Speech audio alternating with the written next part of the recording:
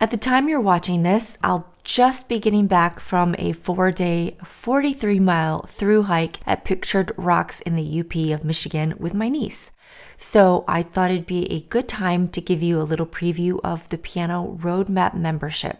Now, this began as a massive piano course, the Faber Follow Along to Book 1, but it has morphed into the Piano Roadmap membership, which includes other piano lessons as well. I've begun the Faber Follow Along to Book 2, and Units 1 and 2 are currently available, as well as a follow along to Czerny's 100 Progressive Etudes, Opus 139, where numbers 1 to 4 are currently available. I'm creating another mini course called The Secrets to Reading Music Faster, and I just keep adding new video lessons pretty much every week, so you always have something fresh to dive into. You can begin your piano journey with the code INTRO2024 to get your first month for $25. And if you find it's not for you, just email me within 7 days of purchase for your money back. No problem, no questions. This following part is one of the videos to Faber Book 2, Unit 2 on voicing, and I just wanted to give you a taste of what's inside. And even if you don't have the Faber Book 2 at the moment, you can still benefit from this lesson on voicing. So I hope you enjoy. Today's focus is voicing.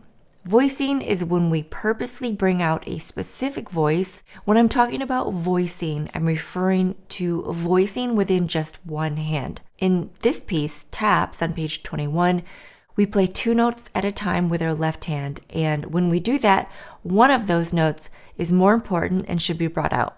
Now, you've practiced this for a week or so you probably realize that the most important note is the top note.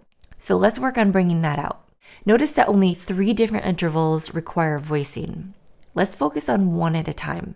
To begin, hold out your left hand in front of you in your hand position shape. So your fingertips should be roughly on the same imaginary horizontal line. If you think about your fingertips coming straight down into that imaginary line, all fingers would sound approximately at the same dynamic level because the weight is evenly distributed throughout your palm. When we voice, we use weight transfer and rotation really to help us deliver more sound to a particular finger. In taps, where we want the top note to ping out and the bottom note to serve as accompaniment, we shift our weight toward our thumb. Our fingertips still need to be on that same invisible horizontal line when we shift, but most of our weight is directed to our thumb. So go to your piano and first play this interval with the weight evenly distributed. Then move your weight towards your thumb by rotating slightly and feel that difference and hear the difference.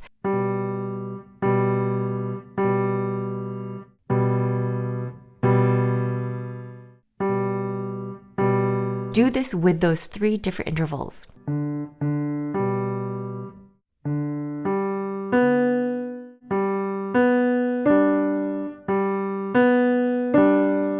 Okay, so that's the first step. Chances are it's not perfect yet. Don't worry, this is a very advanced skill and it takes a while to develop. To improve your voicing, I'm going to show you 3 different practice techniques. I always like to begin with the phase in. We'll start out of phase and break the interval up, first playing the top note loud, followed by the bottom note very softly. Go as slowly as you need to. Focus on lots of weight dropping into that first note and then following it with a very soft lower note. You're going to repeat this until it feels good and you feel in control. Then move the notes closer together, keeping the top note very loud and the bottom soft. In other words, you're going to play those a little faster. Again, repeat this until you feel in control. Then bring the notes even closer together or faster. Keep repeating, getting the notes closer together until they're so close that you're basically playing them simultaneously.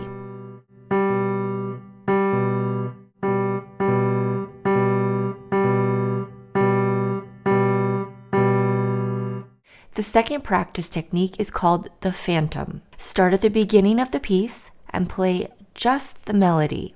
When you reach the intervals, play the top note, but only silently touch the bottom note key.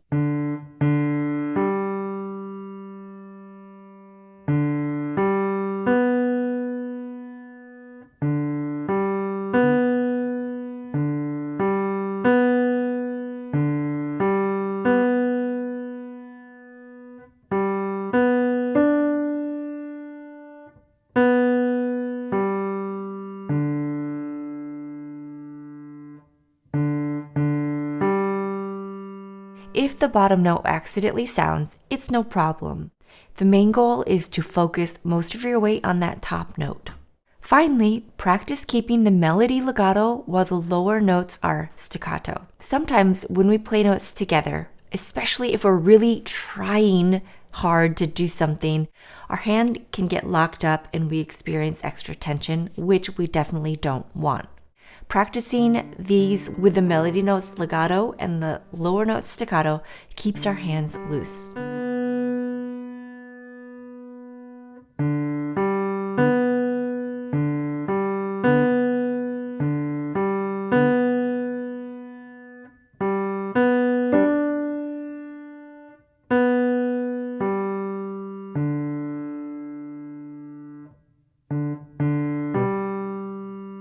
As we progress through Book 2, we'll have many more chances to work in detail on this skill of voicing. This lesson was just an intro, so do your best in taps using these 3 practice techniques and then be ready to apply these in future pieces.